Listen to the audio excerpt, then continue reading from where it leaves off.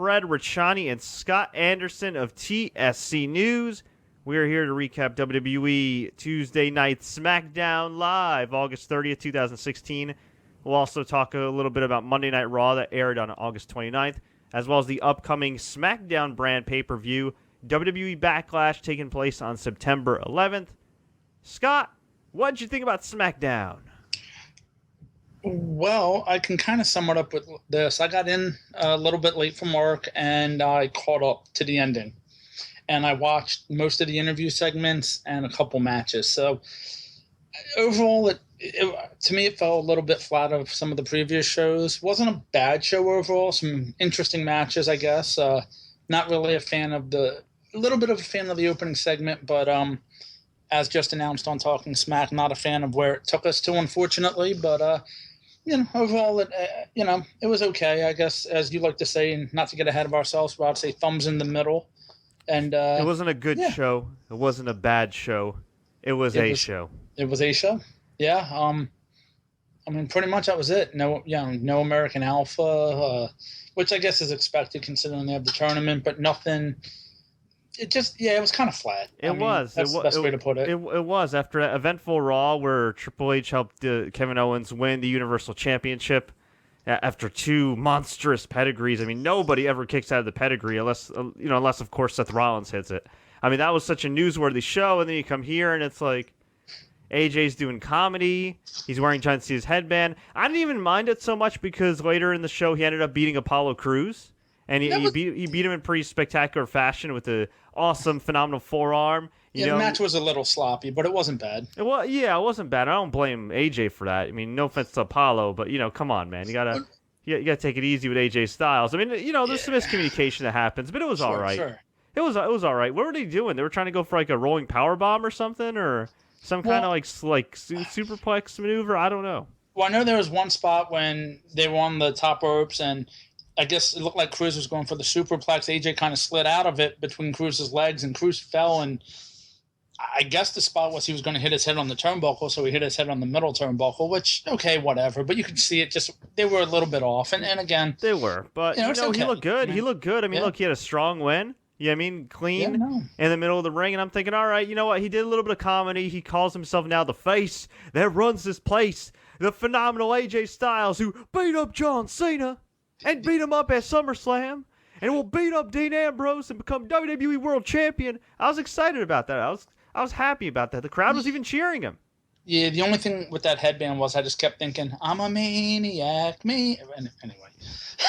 Yeah, you could also say he looked like one of the Harlem Globetrotters or Jackie Moon from whatever that. Oh, semi-pro, yeah. Semi-pro, yeah, with Will Ferrell. That awful. He kind of had the Woody Harrelson look, with the hair, God, that was an awful movie. For those that ever see Semi-Pro like on like HBO randomly, just do not watch it. I like Will Ferrell, but that was not one of his better films. I'm a Will Ferrell fan. I remember I sat for like 40 minutes on a plane trying to laugh, and it got to the point where I just had to turn it off. That's the best way to put it. Well, moving on. Yeah. So anyway, AJ Styles got that big win. In the main event, he came out on commentary, was pretty funny, talking about how he's going to beat up Dean Ambrose at WWE Backlash. And Dean Ambrose was wrestling the Lone Wolf, Baron Corbin. And they had an okay match. One of Baron Corbin's better matches. It's just him brawling and taking it to Ambrose. Crowd was behind Ambrose. This was a perfectly fine TV match. Yeah. And what happens? AJ Styles decides he's going to beat up Dean Ambrose. Gets on the apron. Goes for like some type of, I guess like an enziguri, like a Pele kick, essentially. Well, not even. Before that, though, Corbin had Ambrose on the outside against the barrier, and AJ decides to get up from commentary, go over to Corbin, keep beating him, like just randomly made no sense. Almost kind of like making it look like Corbin's going to end up being like a triple threat or something. Very, very odd. I don't know. He just wants him to soften up Dean Ambrose. It makes sense. But it was kind of weird. Can you imagine if they form like a new club, like the Poor Man's Club with AJ and Baron Corbin? I mean, they kind of dress alike. Can I get another name in that at least? Yeah. I guess you need a tag team. Or as his bodyguard. That wouldn't be too bad. It wouldn't, but what kind of bodyguard gets taken out by Dean Ambrose? So we're getting ahead of ourselves here, but what happened was AJ tries to go for the Pele kick. on Ambrose. Instead, he hits Baron Corbin right in front of the referee. The referee sees it, and then they just give him a disqualification. So what happens afterwards? Well, they brawl outside. Baron Corbin knocks Ambrose down, beats on him a little bit. He throws him back in the ring, and as soon as Baron Corbin gets back in the ring, Scott, what happens? Dirty deeds. So why couldn't Dean just beat Baron Corbin? It's almost like they were protecting him. How? He won via DQ? I think it got dirty deeds. Even after it was 2-on-1, and he still got his ass kicked. Yeah, I don't know, man. It was a very odd ending. I guess the opponent didn't matter, to be honest with you. It was just kind of the ending that sold it. Why can't he just beat Baron Corbin then? Beat up Baron Corbin. And then instead of this show like ending at that note, right? Well, he beats Baron Corbin. He stands tall, has a stare down with AJ. What happens? AJ goes for the closest proximity phenomenal forearm ever. This was going to be like a phenomenal club to like the back. It was like a foot away. Yeah, they were so close to each other, and it was just so embarrassing because AJ's just waiting and waiting. It's so obvious. All Dean has to do is look at one of the 5 million screens they have in the new SmackDown set, and AJ's going for the phenomenal forearm or the phenomenal club to the back or maybe the phenomenal axe handle, and Dean hits him. AJ crotches himself on the top rope.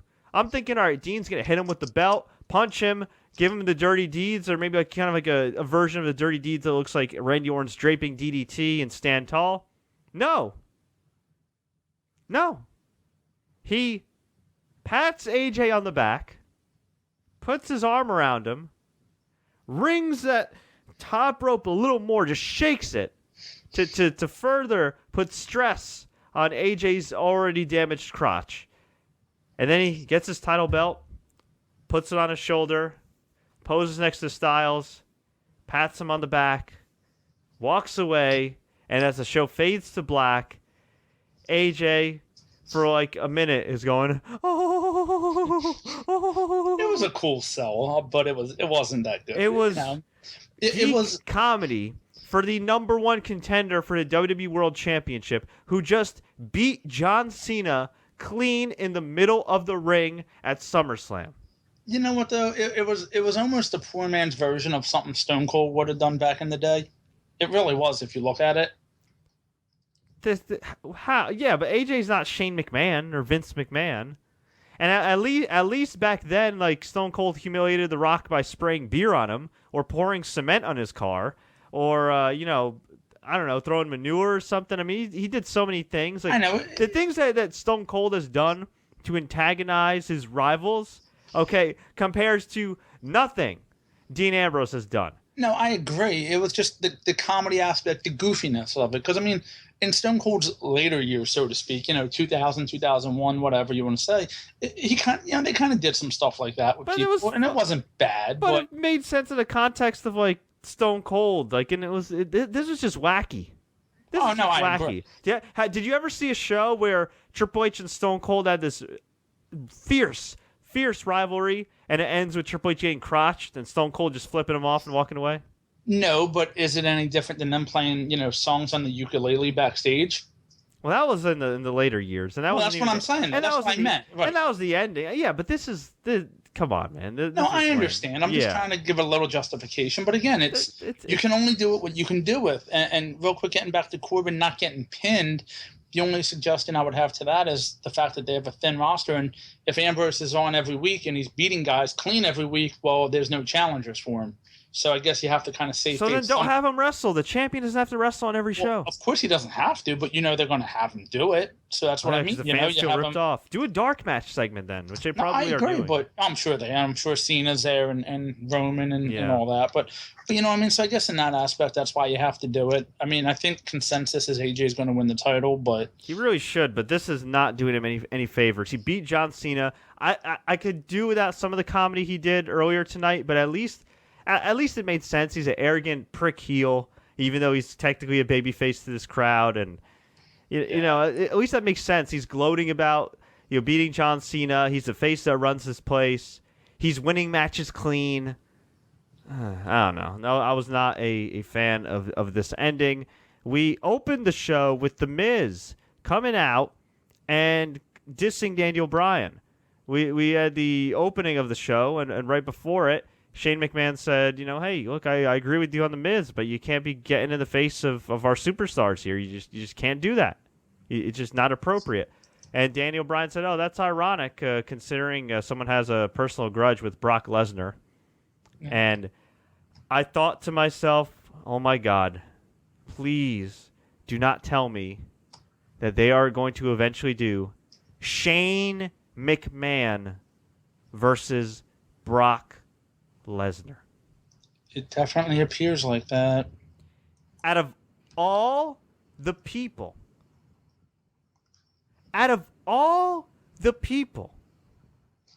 Shane McMahon against Brock Lesnar? We have some time, so let's see where they go with it. I guess is the best way to put it. God, I hope Shane McMahon I hope Shane McMahon brings in Samoa Joe or Shinsuke Nakamura and does not actually face Brock Lesnar. Or you know what? If you want to do some type of train wreck match at, say, like Survivor Series or Royal Rumble, a pay-per-view that's not WrestleMania, fine. You know what? Actually, that might make sense. As much as I would hate to see it for the brief time, because God forbid Shane might actually get some offense on Lesnar. If you do it at Survivor Series, right? Or Royal Rumble, which is probably more likely since Lesnar's coming back then, have Brock destroy Shane. Pin Shane. Make fun of Shane. Only for Shane to come back all beat up, or like he did the next night on Raw after he fell off the cell, just walking just fine. Maybe with a little limp. And he says, you know what, Brock? I was crazy to face you, but I survived. I lived to tell about it. But at WrestleMania, this is going to end. But I'm going to do it with some help. And he brings out Samoa Joe. Bam. There's one of your WrestleMania main events. You could also do Goldberg, but I really don't want to see that match. Although star power-wise, it would make sense, but I really don't want to see that match. As much as I love Goldberg, I'd rather see Goldberg squash Heath Slater for 2 minutes. I really don't need to see him actually wrestle Brock Lesnar. I know he wants it, but I still remember that WrestleMania 20 match, and it was brutal. Ugh. So. It was. Survivor Series would kind of make more sense to have like Team Shane versus Team Brock, I guess. I mean, not that Brock would need Team any Steph, I guess McMahon versus McMahon. Yeah, something like that. I mean, of course, if WWE wanted to be stupid and being that they're WWE, they could just do 4 SmackDown geeks against Brock Lesnar in that type of match. I don't know, it'd be stupid, it'd be fun. It just wouldn't do any favors for anybody. SmackDown. Yeah, well, yeah, even Brock. So, yeah. So anyway, we had the opening of the show. Miz came out, and he was insulting Daniel Bryan, cutting this promo, saying, I have a soft style. Oh, I don't get hit because I'm smarter than everybody else. You don't know what goes on backstage. Backstage, I'm the one they always call for movies, media appearances, hosting, everything. Dressed like a chicken. Yeah, dressing like a chicken. Well, and I constantly get disrespected from all of you. You're the cowards. It was a really good promo. The one thing he said, not to interrupt, but the one thing he said that was good was he wants to bring prestige back to a title that's basically been a throwaway belt. Right, the one that he held 4 other times before this. Right, and I think he was kind of taking a shot at Bryan, saying, guys who walk away, this and that. But still, I mean, hey, if they're going to do it, fine. But anyway. It was a good promo, really good intensity. And what better way to get Miz going after the best promo of his career, after what some people call the best WWE promo in years? You send out the guy who has nothing left. No heat, Dolph Ziggler. Dolph Ziggler. Okay, I talked to one veteran who was employed by WWE recently, who's no longer employed by them. And this was at the time when Dolph was feuding with Baron Corbin. The same Baron Corbin that beat Dolph Ziggler before Dolph Ziggler challenged Dean Ambrose for the title at SummerSlam. Yeah, you wonder why nobody cared, right?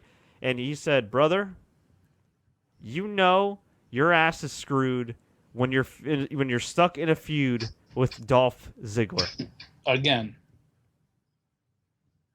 Yeah. Oh, yeah, again. That's right. They rested. And again. Yeah, and look, I've said it before. I'll say it again. Dolph's a damn good wrestler. Okay, Dolph's a hard worker.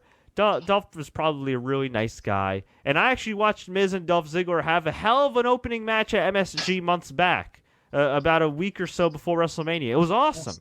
They tore the house down. However, I've seen this match so many damn times. I've seen this feud so many damn times. And on top of all that, it's Dolph Ziggler, who has lost to Dean Ambrose, who lost to AJ Styles, who looked like a complete geek the last 2 to 3 weeks, who has no heat whatsoever as a babyface. And Scott, you mentioned this to me right before we started recording.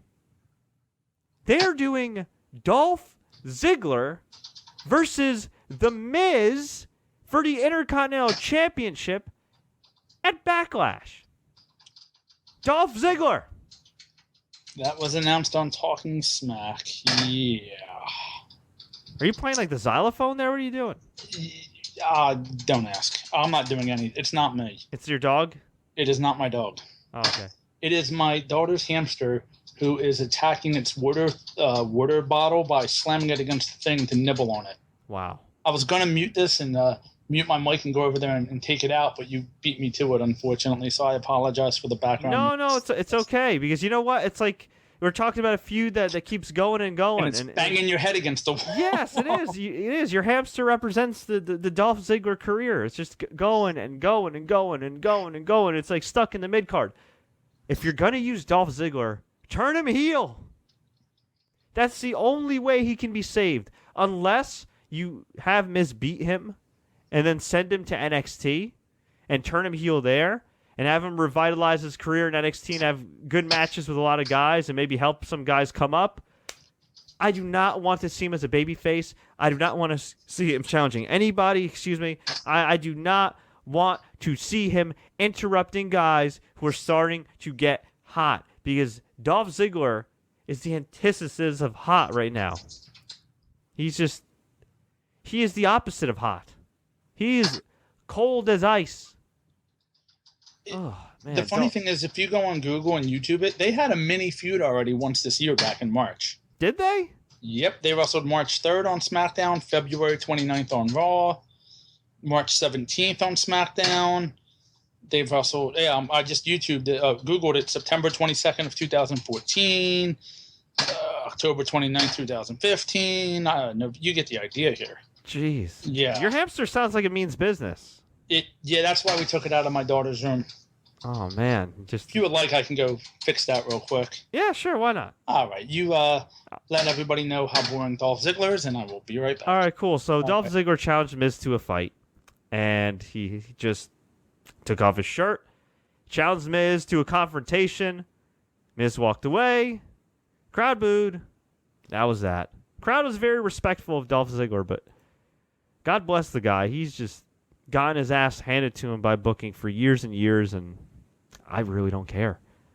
We had the Hype Bros beat the Vaudevillains in the SmackDown Tag Team Championship Tournament. For those that don't know, they created the brand new SmackDown Tag Team titles that look exactly like Raw's Tag Team titles, only silver with a little bit of blue around the gladiators. How original. They also created a Women's Championship that looks exactly like the Raw Women's Championship, only blue and white. At least that looks nice. So you go from giant pennies in Raw to giant dimes or nickels on SmackDown. And is there any truth to the rumor of the United States title redesign? I think it's just a fake. Because it's silver, it would make sense to go on SmackDown. Oh, God. I think it's just a fake. I could be wrong. You know what SmackDown needs, too? And I know they haven't done it because she's suspended, but they need some more Eva Marie stuff. Like have her the entrance come out and, Eva Marie is 16 days away from being away, from being, what was she, going away for stress or something? Yeah. They should do that. They That'd be should, great. but then it's like they're hyping somebody that just failed the drug test. Well, they're hyping because when she comes back, they're not going to keep hyping her. No, that's true. Well, you never know. Her husband did have a big mouth. True. Anyway. Yeah, and for those that don't know, last week American Alpha earned a trip to the quarterfinals, and the Usos did as well. I can't even remember who. I mean, American Alpha beat Breezango. That was a pretty good match. Who did the Usos beat? Yeah, it wasn't the Vaudevillains. The Ascension, right? It was the Ascension, yes. Oh, God. What a terrible tag team division. Oh. Which on Raw, every time they do the Raw graphic, the A looks like the Ascension entrance, if you notice that. I did not know. Go back and watch it. It looks like it has that like Ascension look to it. Yep. Yeah. Yeah, so far American Alpha has advanced, the Usos have advanced, and the Hype Bros. The Hype Bros. Ugh, the Hype. Keith and Rhino, which you know. Well, hang on. The Hype Bros, I got to say this. I like Zack Ryder a lot, but Mojo Rawley is the most annoying human being alive. I don't like him just for the fact of his association with Gronkowski, and as a Jets fan, you know how that works. Yeah. Although I did pick Gronkowski on my fantasy team, but yeah. And oh, by the way, my bad. I said quarterfinals. They won the quarterfinals. They advanced to the semifinals. So which is all face teams, which is kind of weird. Well, I guess the Usos will eventually go heel. But, yeah, I could see it's probably gonna be Usos and American Alpha. Which would make no sense, being that if Heath Slater doesn't win the titles, he gets no contract. So. Well, you never know. Listen, Shane McMahon lost to The Undertaker, and he had overwhelming social media support, and he ended up getting the gig anyway. He wanted Raw and yet got SmackDown and was happy about that. Go figure. Yeah, there you go. We had Randy Orton, Bray Wyatt, jaw jack a bit. It was a decent promo by Bray, but I just have a feeling he's going to lose another feud. He is definitely going to lose another feud. You know, he's a damn cool act. He really is, and he puts a lot of effort into it. I really feel like he'd be a great babyface. But if he's just going to stay heel and lose to all the top guys, I mean, he's beyond the point of where he was at in 2013, where he was fresh and this hot act. He is the complete opposite of that right now. Now he still has some heat. He's not Dolph Ziggler yet. But it's getting to the point where if this guy just loses to Randy Orton, I mean, I don't know what you do with the guy. I really don't know what you do with the guy. Is he just a jobber to the stars? I mean, it's not a bad gig. I mean, you get paid, whatever. You assume that it'll go to the next. I don't even know what would it be. The October pay-per-view they're doing. Is it Hell in a Cell for them? Or? Yeah, but I don't know if Raw's going to do Hell in a Cell. What's what I mean? I'm not sure which one it is because now there's 19 pay-per-view special events. I mean. Yeah. Well, actually, you know what I was thinking too, and we could talk about this in a little bit. Because I was wondering why they were doing Triple H and Seth so soon, or at least teasing it, because Triple H did turn on Seth. If you remember last year at Hell in a Cell, they put Undertaker and Brock Lesnar in the main event, even though that probably should have been one of the WrestleMania main events. I mean, let's face it, looking back, it should have been. They did. And that was a huge match for a B pay-per-view. So probably wouldn't make sense to do Seth Rollins and Triple H Hell in a Cell, right? I guess. But then again, it might make sense to do Roman Reigns and Triple H Hell in a Cell, given their history. It's interesting. I'm not sure. I'll look. Is there any chance of doing a triple threat Hell in a Cell match? I'm gonna look up what's the Raw. That could be pretty interesting. I don't know, man. That's a good question. I really don't know. So, all right. Clash. Well, we got Backlash September 11th, right? That's a SmackDown pay-per-view. Yes, and then in 2 weeks we have Clash of Champions, formerly Night of Champions, on September 25th. That's Raw. Which really should be a joint pay-per-view when you think about it, but all whatever. The titles online, whatever. Yeah. Then we have a SmackDown pay-per-view, No Mercy, in October. Okay, No Mercy, Yeah, it's October 9th. Yeah, October 9th, yeah. And then we have... I'll have to look up the complete schedule. Okay, let's see. Brand split pay-per-view schedule. I'm not sure they even announced them all, have they? I know Roadblock was announced. Oh yeah, that's in December. Yep. Yeah, so I'll check. Okay. Well, I think it's 5 joint pay-per-views, which are the big 4 and now Money in the Bank. Right. Which, from what I heard, are now all going to be 4 hours long. Oh, the big ones? Yeah, I could see that. I could see that. Well, it's already happened already. You know what I mean? Well, yeah, pretty much. Yeah, but like a 4-hour Survivor Series and the Royal. I mean, the Rumble. I guess you could do. Okay, so Hell in a Cell is a Raw event, and that's October 30th in Boston. So you could definitely do it. Yeah, and then when they announced TLC will be in Dallas this year, by the way. yeah, that's a SmackDown event. We have Survivor Series, which is the dual brands in Toronto. That's gonna be awesome because they haven't had a pay-per-view in Toronto in forever, and that's a great wrestling city. And then end of the year closes out with December 18th, Roadblock. Even though we had Roadblock earlier in the year, we did, and that's a Raw pay-per-view. So all right, so. We'll see what happens, but yeah. So anyway, Randy Orton came out. He said he hears voices in his head. He could understand where Bray Wyatt's coming from, but he said something about wrestling the Undertaker and Hell in a Cell, and wrestling. Who else did he? Cactus Jack, and put through thumbtacks, and Brock Lesnar, and he says if you want me at Backlash, you got me, but I'm gonna kick your ass right now. And walked in, was gonna kick Bray Wyatt's ass, and then. Pitch black. Bray disappears. They didn't even show it. They didn't even light the arena back up to show that Bray disappeared and Randy Orton can't find him. They just cut to the graphic of the women and put that whole techno-y bumper music on. Can you imagine in the arena when they do that? And I've never been there to see it, but I know obviously the Wyatts just walk out and whatever. But Randy gets in the ring, the music hits, and they just kind of turn to each other and just walk away. Can you just imagine how weird that is?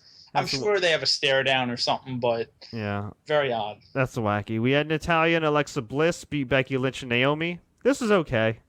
Nothing. Well, Nikki Bella was on commentary. And then she got beat up by Carmella, who came out of the crowd pulling a Triple H. Who might be a good heel, considering. Yeah, she's definitely a better heel than she is a babyface.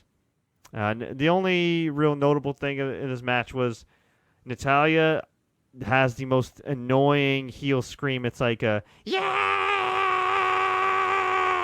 God, that was right in my ears. Oof. Sorry, yeah, it happens. It was but it was bad. It was bad. Nothing special with that match. Don't scream, Natty. We had Heath Slater and Rhino beat the Headbangers, who had the worst entrance music ever. I don't know why they didn't have their Attitude Era music. Yeah, I don't know why. Yeah, like the one from the WWF Warzone N64 video game. And well, let's give WWE some credit here. At least they did a vignette show, whatever, showing the Headbangers were instead of just having them come out. Granted, it was 2 minutes before they came out, but at least they did it. True, and they are former WWE Tag Team Champions. They are, yeah. As long as the oddities don't show up, we'll be okay if they have a little run. So they look pretty good. Yeah, they looked all right. I mean, look, I met them a few years ago. They were really nice, and I'll actually play the interview before we leave here tonight, and they were really nice guys and just, wacky. They still look in good shape, great for their age. And yeah, I mean, unfortunately, it's just, it's the Headbangers. I mean, it's not like they're a legendary tag team or anything. It's not like the crowd really knew who they were either. Well, again, I think the music didn't help because it was like music. There was nothing on the Videotron. It was just like some graphic. Yeah. It didn't even say Headbangers. And then they came out. You heard a couple people, but yeah, it was kind of like, Yeah, and this was just a match. I mean, nothing crazy here. They got the heat on Heath Slater for a while. Rhino got busted up by Chaz Hardway. Yes. And then finally he dragged Heath Slater's carcass, made the tag, gored one of them. I don't remember who. Doesn't really matter. Thrasher. And then pinned him 1, 2, 3. And they advance, and Rhino looked good. Oh, and they had that skit earlier. Oh my God! The single wide, which was horrible. Yeah, Renee Young went to the house. Some people liked it. I really didn't like it. I mean, I liked Renee's facial expressions, but that's about it. I think Rhino was pretty cool, just with the cheese and crackers. That was kind of funny. But, so yeah, we had Heath Slater give a tour of his trailer with Renee Young and his new partner Rhino, and he talked about the struggle. He said when he wins this tournament and gets some more money, he's going to get like a double wide. Yes. Yeah. Whatever that term is. I don't know. I've never really done a trailer. And yeah, nothing says WWE superstar like a guy being poor and living in a trailer. Well, although I know it's a storyline. From West Virginia, which, if you remember, they did that already with Jamie Noble. So yeah, I just Heath Slater never really had the trailer park gimmick, and I don't know. I think it would have been a little bit better if he said something along the lines of, I made some bad investments. You know what I mean? To act, because he's been in WWE for 6 years. You do remember the core, don't you? Yeah, I mean he that would be a bad investment. Actually, that would have been a great line if he was like, I made some investments in the core, and didn't really work out so well. Like that would have been funny, but instead he's just, why is he poor? Hey, give the Why guy did he save his money? All the Nexus guys, he's there. Why is WWE paying him peanuts then, right? Yeah. So then they had his. So then he asked his wife to bring some like hors d'oeuvres, or as she called it, hors d'oeuvres. His fake wife, by the way. Yeah, which real quick was the worst stereotypical like trailer park wife Southern there ever could be. You know who she looked like? I can't recall her name. She was in Pain and Gain, the woman that played the nurse. Okay, yeah, I don't remember her name. I will get the name. Her name escapes me. I'll get it right now. And like, let's see, Pain and Gain. I need to see like the cast of like Pain and Gain. That's like the movie that Rock did. There was like that. Yeah. Yeah, like the slightly. I don't want to say heavier woman. I don't think it's right to say. Like but they kind of looked alike. All right, Rebel Wilson. Yeah. This woman looked like a poor man's a trailer park version of Rebel Wilson, although not as pretty and. Certainly not the actress that Rebel Wilson is. Speaking of people I don't like, but anyway. Yeah, so she kind of just was like, "Oh, I'll get you some hors d'oeuvres." She got you her crackers and cheese whiz, and they kept asking her if she wanted any. She's like, "No, I'm good." And she asked where his kids are, and Heath said, "Well, they're outside picking cans and recyclables to get money. I can show you my above ground pool though." And then like there was some banging or something, and Heath went outside. I thought they were gonna have Heath's real wife come in there and be like, "What the hell are you doing, Heath?" And it's all like a ruse. It's like just him like lying, just so you get sympathy and get a contract from SmackDown. So he left the room. Rhino's just eating these crackers and checking out Renee, and that was that. Doing the dark match, Seth Rollins was coming out. Because all superstars have to do that for dark matches, and AJ was still crouched on the ropes. I guess he couldn't get himself down, so that was kind of funny. Damn, I mean AJ actually is a pretty funny guy, but he is. But seriously, he's the number one contender. Don't be making him look like a bitch. That's it. Well, he'll get his next week, I'm sure. So. And that's about it, right? Well, we had the awkward segment with Kane. Yeah, that's right. We had AJ came out for the main event, and then Milkman Miller, some geek. This is like a gimmick they've been doing on. I don't know if they've been doing it on like Superstars or Main Event. It had to be Main Event. They've been doing it. They've been doing it at least in dark matches with Kane, where he just squashes local geeks, which I'm fine with. Look, I like Kane and all, but I don't need to see him in any title programs at this stage of his career. But if he wants to squash geeks, I'm perfectly fine with that. It's entertaining. And this guy, like Milkman Miller or whatever the hell his name is. Who is he? I don't know, and I don't want to see him again. He took off his shirt, and David Otunga had the line of his life and said, "Well, he has the physique of a milkman." And then the guy starts taking off his pants. I'm like, "No, please, dear God, no." Tighty whities. Thankfully, though, at least he didn't have wrestling gear on, because that would have been. At least this was that more realistic spot that I always talk about. Like, you have a guy come out and do something, and he's got his gear on or doesn't. Like, at least this kind of worked. Well, he said he had a one-day license. But you said he was licensed to compete, so why is he in his underwear? And well, that's true. Why did he come out? Why did he come out dressed to compete? Unless he can't afford wrestling tights. But yeah, and so Kane came out, chokeslammed him. Baron Corbin did his entrance. They had a little, not even a stare down. They kind of briefly glanced at each other. So I guess we're getting Baron Corbin versus Kane at Backlash. Well, you need to have some matches. This is Kane's first appearance on SmackDown Live too. So no. He had one with the Battle Royal. Remember? All right, his first real appearance. Well, yeah, I think his first singles appearance. Yeah. Yes, yeah. And one more thing: when Heath Slater was in the ring, they showed people in the crowd with signs, like kind of like the Cesaro section signs. Only said Heath's kids. That was great. That was good. I don't know if those were plants or if that was legit. It had. I kind of hope it's legit. I hope so too. Yeah, that'd be. I mean, the guy. But you know what though? If they actually handed him out, I'm fine with that too, because at least that shows that they're getting behind somebody who's organically gotten over. Yeah, but again, let's see where they go with it. Yeah, I mean, look, Zack Ryder. I mean, if only they did that with Zack Ryder. Can you imagine if back in the day they actually embraced Zack Ryder and handed out headbands and stuff? It would be amazing, wouldn't it? Yeah, but you can't go back in time. So that was that. So overall, it was a show. Not great. Not bad. It was easily watchable, but it was just a show. Nothing special. Yeah, well, nothing really of consequence, I think, happened. The one thing I missed, unless it's going to be on Talking Smack, which they said it was going to be on SmackDown, was Daniel Bryan really gave no rebuttal to The Miz, except for that little 2-minute thing in the beginning, which was nothing. Yeah, wasn't he supposed to be on Miz TV or something? Yeah. Something. Well, he was supposed to at least adjust the situation, but They really didn't do it. Yeah, plans change. So let's briefly recap Raw. We already did like a little recap the other night talking about the Universal title match. We were obviously both excited about Kevin Owens finally realizing his dream, Kevin Steen winning the world title. But now that I've had a little bit of time to calm down, the euphoria is going to, set in. The reality is Kevin Owens is the champion, and that's great and all.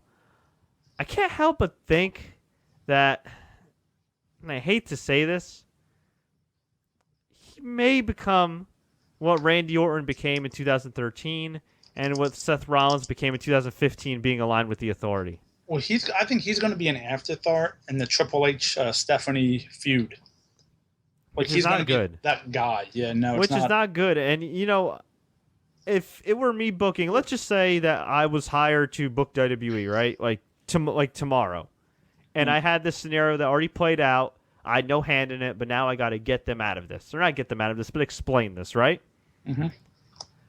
I would do a storyline where Triple H is disappointed in Seth, doesn't give a damn about Roman, defied his wife, and no husband should ever do that, but he did, and he's going to suffer the consequences. Sure. And he's pissed off that Stephanie picked Mick Foley as her general manager, and Stephanie could give some storyline explanation like, look, you lost to Roman Reigns. I didn't know you wanted to return. I don't know if you could do this anymore. Blah, blah, blah, whatever. And then what could happen is you could even have Triple H and Kevin Owens aligned, have Triple H help him out, or even just do this next week. Have Kevin Owens actually take out Triple H, powerbomb him on the apron, like he did with Sami Zayn, and say, you know what? I don't need your help. And you could have Kevin Owens say, yeah, I got Triple H to help me. I needed a little bit of help. I wanted to win at all costs. I don't give a damn about you people. You say I deserved it. You damn right I deserved it. I don't care how I won. It was no disqualification. I won within the rules. I'm the champion of the universe, and I didn't need your damn help. And he kicks Triple H, hits a pop-up powerbomb. How cool would that be? So he's still going to be a heel. Maybe, but who knows? Maybe Triple H gets cheered. I mean, Triple H seems to want to be a babyface anyway. Yeah, I suppose. But I think that would make him look so badass. Instead of him just looking shocked and being the chosen one. Well, it would make him look a little bit better if he said he knew all along as well. But I don't know. I just have a scary feeling that he's going to be second. I mean, he technically already is second fiddle, but I have a feeling he may really, really be second fiddle unless they do a deal where this is kind of like a short-term thing with Triple H, and they do, like, say, maybe Triple H and Kevin Owens against Roman Reigns and Seth Rollins, who, honestly, I think should be the heels in that feud. Yeah, wouldn't it be kind of funny, though, if, Oh, I lost my train of thought. I'm sorry. No worries. Well, I was going to actually answer a question from somebody who said, Fred, don't you think it would have been more effective if they put a guy there that can still be full-time, unlike Triple H, in that spot and help Kevin Owens, like Samoa Joe? That would have been awesome, actually. Samoa Joe or Well, I think it depends on where they go with it. Yeah. Because you don't need like Samoa Joe being like the bodyguard for him. And now I remember, it's kind of funny that it almost if your scenario played out, what they've done is they've given Kevin Owens the badass role that basically Stone Cold wanted Dean Ambrose to have. Well, I don't know how badass it is to watch a 47-year-old man who looks like a jacked-up Dana White pedigree two guys and then let you pin them. Well, that's what I'm saying. But yet, if you have Kevin Owens come out and destroy Triple H and say, I'm on my own. Oh, yeah. That's what I'm saying. That's what I mean. Yeah, kind of like what Steve Austin wishes he would have done when he aligned himself with Vince McMahon. He always says in interviews he wishes that he could go back in time and, after shaking Vince McMahon's hand, stun him at WrestleMania 17. Yes. So I would be fine with that. That would be awesome. But I don't think they're going to do that. And here's another scenario that I had. I know we can't go back in time, but let's just do it for fun. You know what would have been a bigger swerve? What is that, sir? Sami Zayn runs in and helps Kevin Owens. Well, that would have been great. That would have been so unexpected. That would have been great. It would have been like the respect thing, yeah. Not even that, too, but Sami Zayn could say, you know what? I beat Kevin Owens. Kevin Owens knows it eats him alive. I did what I had to do to get a title shot. Because Kevin Owens hates Sami Zayn. Sami Zayn hates him. It makes sense. Yeah. If Kevin Owens wins the title, he knows he's guaranteed a title shot because Kevin Owens will have to prove that he's better than Sami Zayn. Or at the very least, they could do an unholy alliance type of deal for a little while. Say they're both being tired of being overlooked. You know, they had one of the greatest matches ever, and in storyline, say we had one of the greatest matches ever, and we were overlooked. You know, and they could form an alliance for a little while. It'd be weird to see Sami as a heel, but I think he could pull it off. I think in that with the right setting, he could pull it off. Maybe he'll still get cheers. I mean, Kevin Owens got a lot of cheers, obviously, but I think it would, in terms of shock value, while also hyping up your full timers. I think that would have been probably the most effective angle they could have done with Kevin Owens winning. I mean, who knows? Yeah, I think it would have. I think it would have been cool, but we can't go back in time. I'm happy for Owens, but I really hope he ends up standing tall. And if they are going to keep Triple H in the mix, I really think instead of doing Rollins versus Triple H down the road, like at WrestleMania, which I don't think it's going to be safe for WrestleMania anymore, do Owens versus Triple H and have Owens beat him. Yeah, there's a lot of scenarios, and we were just talking about Survivor Series in Toronto. You play this out right, you could do a Team Canada versus Team USA thing very easily. Actually, that's right. Owens, Zayn, and you could bring up Bobby Roode. You could do it. Well, you can have multiple matches. You can have like a Raw versus SmackDown match, and then you could have like the Team USA versus Team Canada. That would be pretty cool. And Eric Young's supposed to be coming to NXT soon. Exactly. Yeah, so that'd be cool to see, even though he blocked us on Twitter for no reason. Even though we gave him a good interview, but that's okay. That's okay. Some people are just weird like that. We had Chris Jericho beat Neville in a really good match. Chris Jericho won, as we talked about before, with the old school Lion Tamer finisher, knee to the back. That was awesome. Just awesome. We had Nia Jax beat some jobber girl named, was her name Hyan? We had that. We also had Dana Brooke come out and team up. Well, they did the backstage segment first. Yeah, actually, that's right. Which was, you know us formerly as doctors. Now we are in the retirement business. Yes. I know you don't like this. I don't mind it so much. I mean, I know it's not the club, compared to what we saw in Japan, but it's kind of, it's very lowbrow funny. It kind of keeps them relevant without being too geeky. Oh, it was pretty geeky, dude. It was. I'm just saying, though, like it wasn't. I think it was okay. Oh, it's very geeky, but I mean, there could be a lot worse that they do. Yeah, I guess. I don't know. Yeah. I don't know. But anyway, Dana had the when they came out for their match, he had the nurse outfit. On. No, just the top, just the scrub top. Oh yeah, that's right, the scrubs. Yeah, wasn't a bad look. Let's be honest. Wasn't a bad look, but yeah, now I guess she's the new Bullet Babe, like for the Bullet Club. Not if Luke Gallows' wife has anything to say about it. She was very pissed. But she was pissed last time they transferred. Yeah, they wrestled with a woman as well. So yeah, kind of weird. And then Bayley, it was Bayley in the New Day versus Gallows, Anderson, and Dana. And they did a little goofy backstage segment, but Bayley works in that role. Like if the New Day wanted to add a woman, it could be Bayley, and they could keep her relevant. And by the way, Hyan, whatever her name is, she wrestles for Booker T's Reality of Wrestling promotion in Houston, so it makes sense. I have a bit of breaking news. What? I don't know if you're aware of this, but according to multiple sources, Alberto Del Rio has opted out of his contract, or will opt out in September. Damn, all right. Well, yes. that was expected. It was expected, but it looks to be official. Bleacher Report had it. I believe Fox News has it on their Twitter page. Really? So, okay. Yes. Let's see this. Yeah, as we're recording right now. All right. Alberto Del Rio. No, he hasn't tweeted anything in forever. He hasn't tweeted it, but if you just go to his search and look, you'll see it. Okay, yeah, Alberto. Yeah, okay. Oh, Per Wrestling Inc. Okay, Alberto Del Rio's opted out of his contract. Per Wrestling Inc. Okay. So. Wow, that's interesting. That sucks for Paige. Well, maybe not. She had a lot of issues. Yeah, but you know what? She's under contract for a few years. Well, that's what I mean, though. Maybe now she can get her career going again, because let's be honest, she's a hell of a worker. was anyway, and let's see if. Well, If he I can don't pick know. I up. mean, if she already has heat with the company and she's pissed off about the fact that Some people can it's turn put it up. around. Yeah, maybe. I mean, I guess, there's not as much distraction because he'll probably be happy. I'm sure he'll be happier on the indies and, on their Well, days he off. can find somewhere to go. I Yeah, guess. and on their days off, they could just hang out and, man, so Alberto Del Rio's WWE return was a complete bust. Horrible. His shining moment was getting beat up by Stone Cold, Mick Foley, and Shawn Michaels at WrestleMania. I Oh, mean, God, yeah.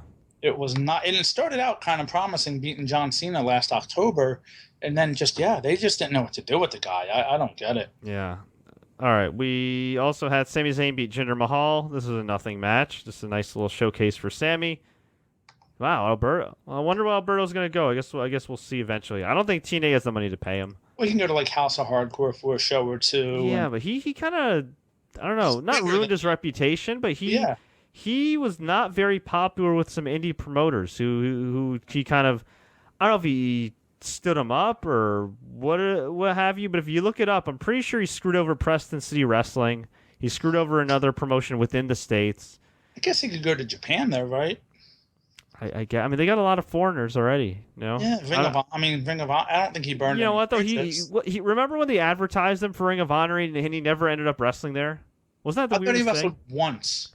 No, he never did. He never did. Okay. No, I remember. I was like, I'm Well, they waiting did for. the same thing with Samoa Joe. No, Samoa Joe ended up He wrestling. had a match or two, but like the whole thing was he was going to challenge Jay Lethal, and then never did. True, but Alberto actually was advertised and just never wrestled for them. Oh, true. Yeah. True. It's funny they had like that. They had the ad and everything, and I was excited, and never wrestled there.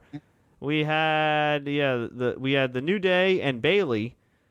That was an awkward team. I mean, they're all happy-go-lucky, but Bayley's this PG-rated chick, and But they matched. then they matched color-wise. But the New Day, it's just the New Day's really lewd, and Bayley's like supposed to attract like little girls. I just kind of felt like kind of a little uncomfortable watching You this. see a lot of kids though with the New Day stuff as well, so it's kind of awkward. No, we do, but it's like I don't know. I feel like the kids. It's I like know what you're saying, like their gimmicks, some of the stuff they yeah. talk I mean, it's little bit kids. more- They're both technically kiddie acts, Right. but like one is like kitty wink wink. Hey, horny. New Day is like PG-12, where Bailey's just straight G-rated. Yeah, exactly. It just I don't know. It was a little awkward. But it worked. Hey, look, she got a big reaction. Absolutely. I think she's challenging for the title way too soon. I think they should incorporate more than 3 women in a feud at a time.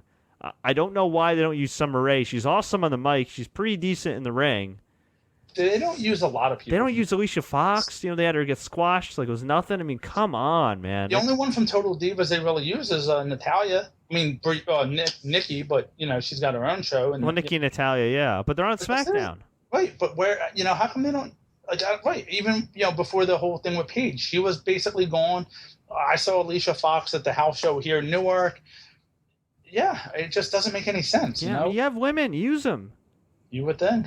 Call up some of these girls. I mean, some of them belong in NXT. Obviously, they need some work. Like Liv Morgan needs some work, but she's talented for her. Actually, a lot of the women in NXT are really talented for their experience level. Like they really do a good job with the women. But if you need more bodies, you know what? Just have one women's division. Why have 2? Well, I think we've talked about that. I think we mentioned that last night even. Right. Would it make more sense to just have the women exclusive to one show, cruiserweights exclusive to another show? Yeah, whatever. I don't know. We can talk about that too because I have some bad feelings about the cruiserweight division, but You do? I do. They did hype Johnny Gargano and Ciampa and Cedric Alexander and Brian Kendrick and. I understand, but I have a feeling you might see guys who are on the main roster overshadow some of those guys as well. Really? You think like Neville? Well, you know what? A guy like Neville deserves to be in a better spot than he's in. Sure. So I wouldn't mind him being like the first inaugural champion. I think the first champion should be somebody that's been a little bit established in WWE. I think Neville would be the perfect guy for that. Maybe you could do. You could do Gargano. I think people are behind him. I don't know about main roster, but I mean, I think you need somebody that can come off a star. I mean, Neville, he's not great on the mic at all, but he's great in the ring, and people really like him. So I would do him. Or you know what? If you want to call up Austin Aries, yes, he'd be awesome. And he's a guy in his late 30s. You might as well use him on the main roster. I mean, I know some people don't like him personally, but he's got that swagger about him, and whether you like him or you don't, he carries himself like a superstar. They have to use that division correctly. And I just have a feeling on TV, they're not going to do it. Or you know what, they might at first, but what's going to happen when they Right. start? What's going to happen if and when they start outshining some of the main event guys? Well, yeah, and they Because if you they're run into allowed that to, I mean, problem, you know. first of all, you put Cedric Alexander on there with Kota you know, Ibushi, if Kota Ibushi comes back. yeah, I mean that was amazing. And, Or if you do Gargano and Ciampa and you give Right. those guys 20 minutes.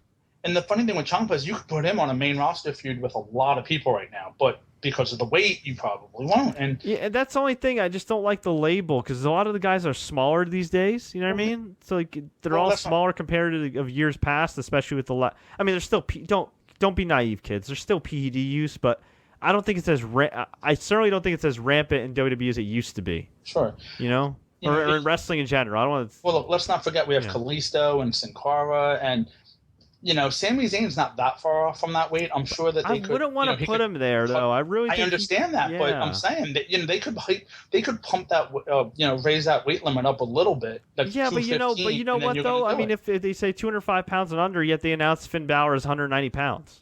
That's Now, exactly. granted, his 190 pounds looks a lot different from Tommaso Ciampa's, 100 something pounds. So But that's my whole point. I mean, even hell, Seth Rollins really isn't that far away when you think about actually, it. Seth Rollins' real weight I think is like 205 pounds, which is hilarious. Right. So, I mean, no, you're not going to see, but you will eventually see him wrestle a cruiserweight. They're not going to keep that exclusive. They can't. There's no way. They need the talent.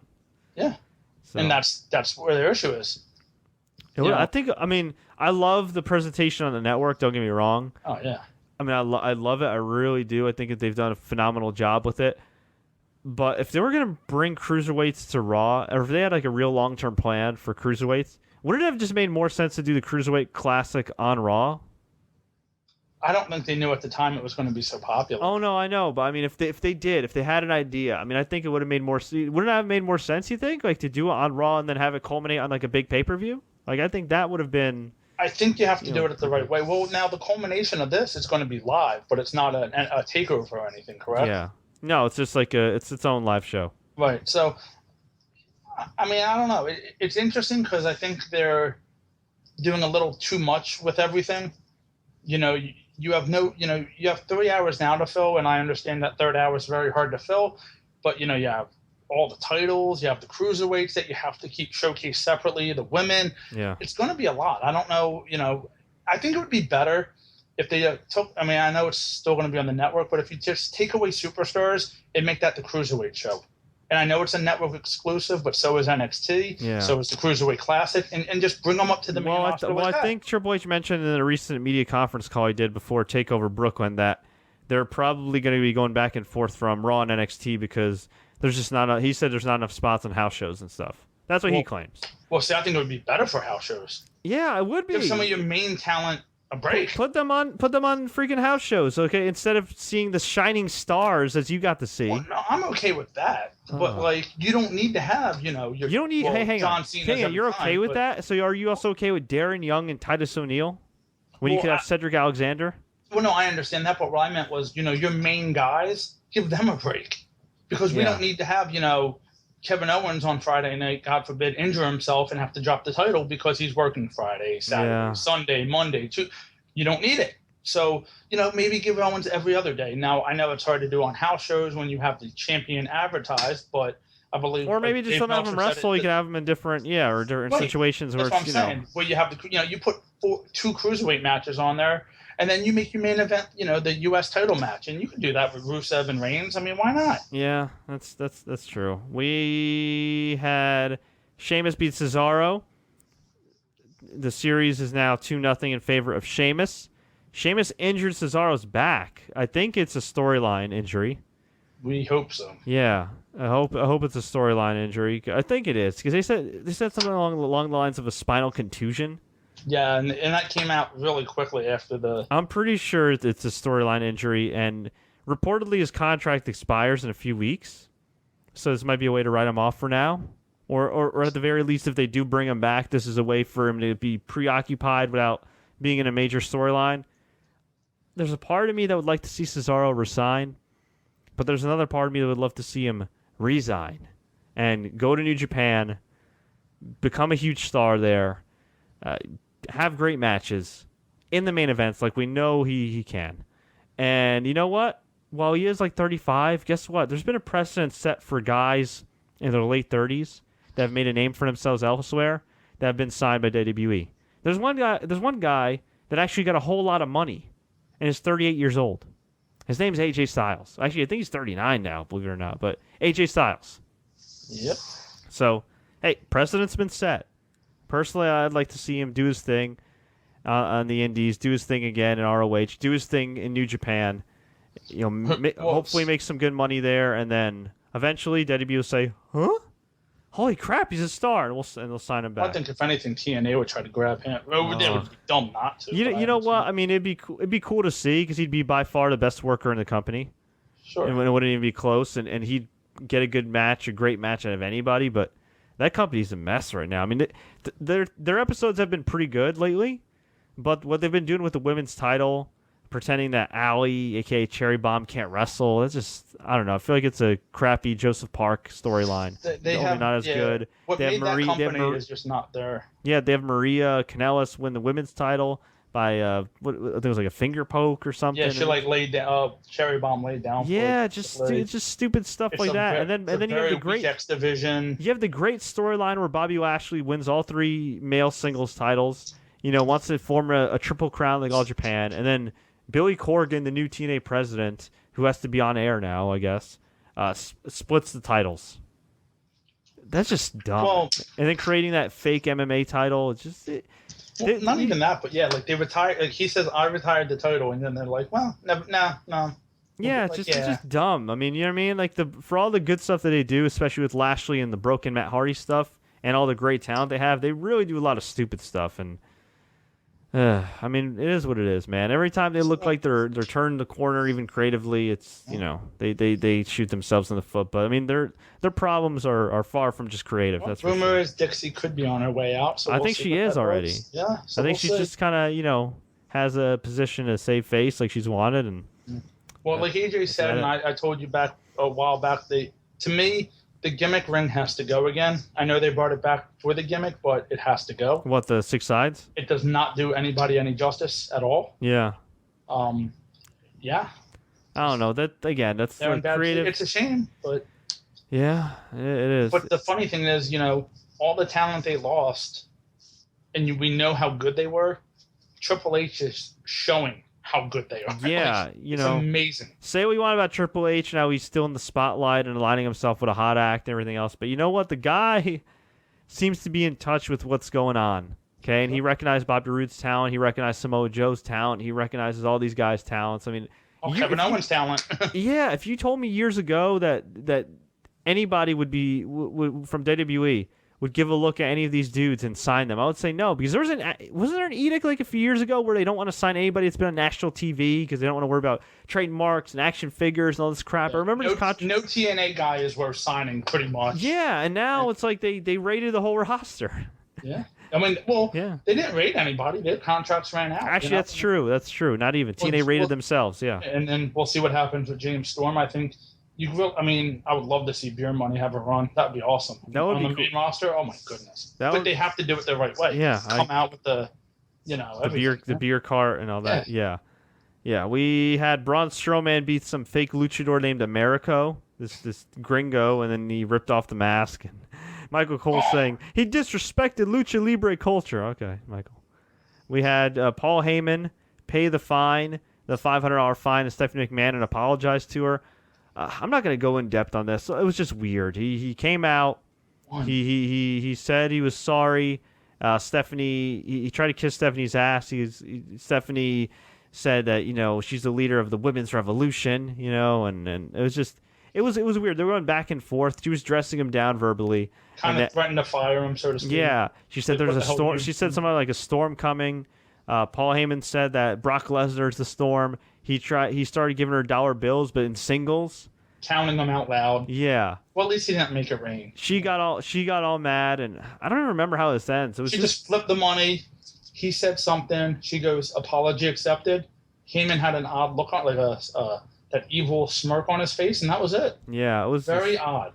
Yeah, skip this if you have it if you're watching on Hulu or YouTube or whatever. It was just, I mean, you could watch it, but it was I awkward. mean, Paul Heyman's still Paul Heyman, which is great on the mic. Yeah, I mean, but it was Tiffany's really good too, but it didn't make any sense. Yeah, it was like, all right, well, I mean, is she trying to sell like fake outrage, like to make it look like she's appalled? But this wasn't a good job of doing it. I know. We had Darren Young. She looked damn good tonight too, by the way. Hey, she always looks damn good. Yeah, but I think she dyed her hair or something. It just was that little extra. So spoken like a married man. Darren Young beat Titus O'Neil. Again?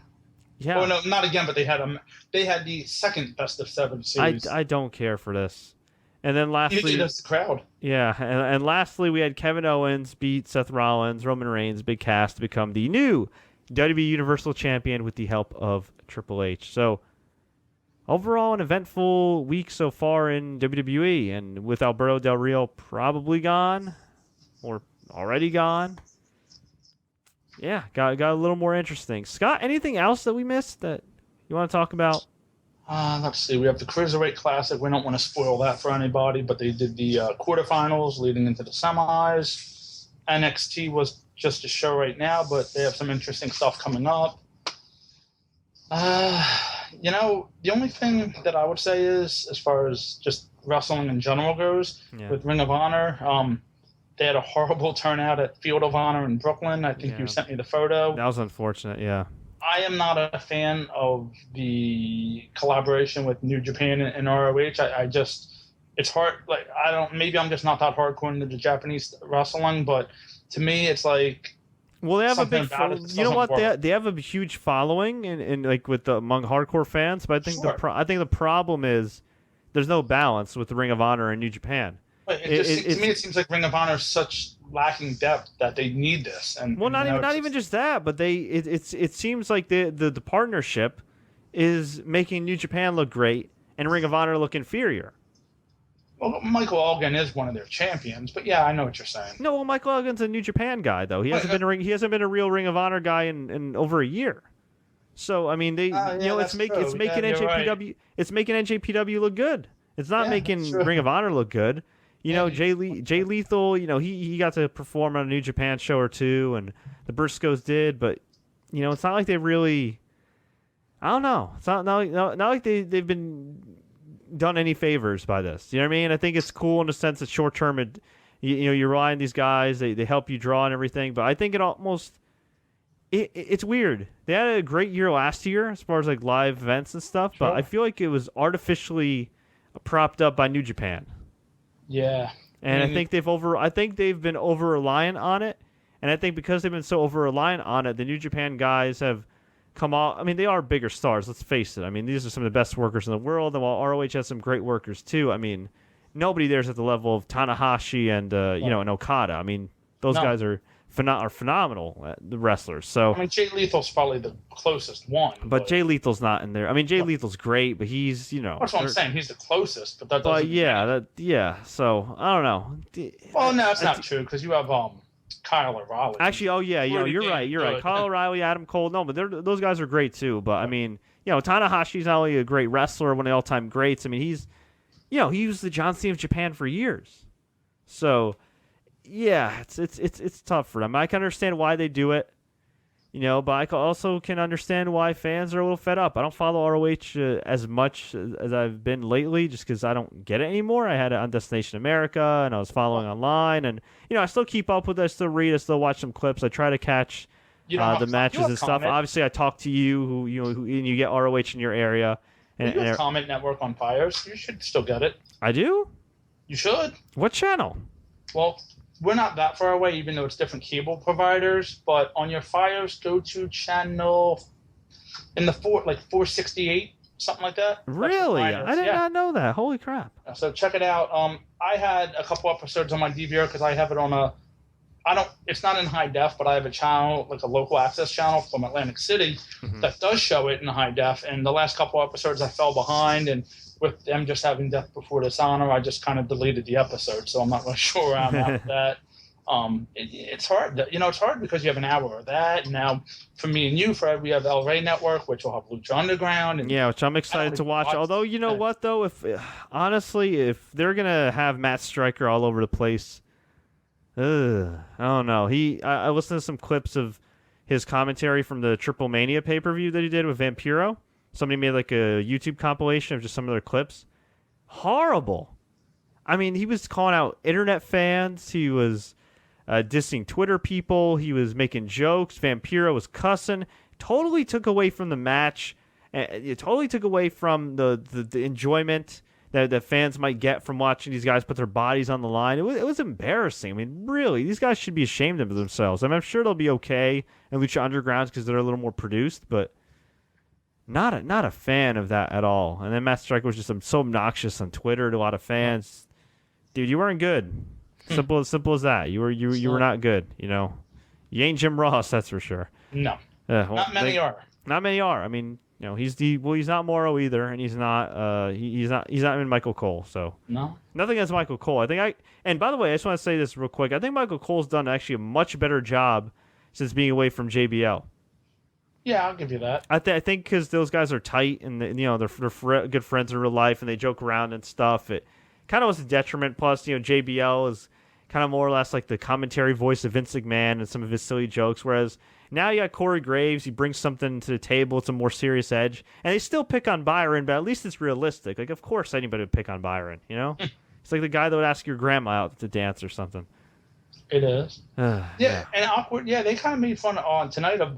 Well, they didn't make fun of, but they mentioned David Otunga's arms, how big he is. There was something. JBL mentioned something about it. I don't remember the exact comment, but it was kind of weird. So.